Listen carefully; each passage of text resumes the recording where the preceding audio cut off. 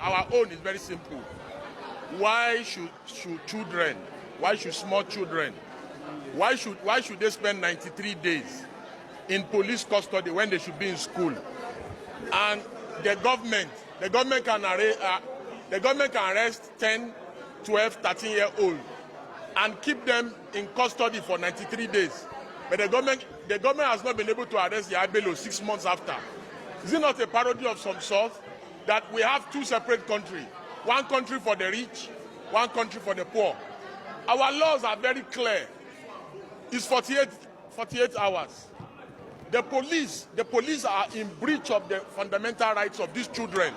So we are not going to delve into the substance of the issue, which is already before the court, so that we will not make remarks that are sub judice. But what we are saying, very simple. Yahaya Bello, 6 months later, has not been arrested. But you arrest our children. You keep them in custody for 93 days. These children, they are already looking like they have kwashiorkor. They are malnourished. You understand? Then you cannot keep them in custody for this long. This is the reasons why our rating in the Human Rights Index is poor, is bad. You understand? The Tinubu government should discontinue the charge.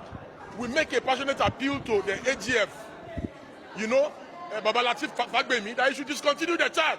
He should take over the matter and discontinue against these children, so that the children can return back to school.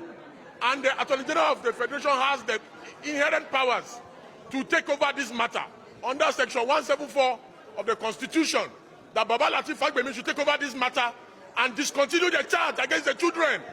I cried in open court because of this grave injustice that has been done to these kids. Talk, you die. If you don't talk, you die. So we'll talk and die.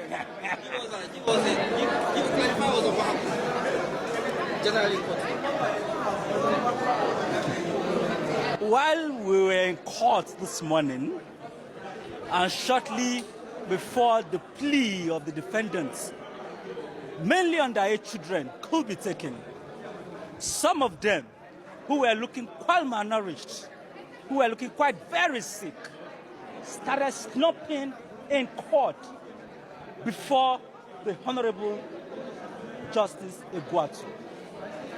Justice Egwuatu, upon seeing the fainting of these young persons of school age, had to stand down proceedings abruptly. We had to rush some of these young children to the clinic within the facility of the court for them to be resuscitated. Some of them are still receiving treatment as I speak to you in the clinic. This young person has been arrested since the 2nd day of August, 2024. Over 3 months, they've been left without clothing, without housing, without proper care. They are looking very malnourished, as you can see the videos that are flying around social media. They were kept at the Kuje Correctional Center and at the IRT, the notorious IRT at SAS Abattoir. IRT now, that is where they are. At SAS Abattoir. Now, this is the facility that has held our young children who should be in school that are being kept by this government over allegations of attempting to overthrow the president.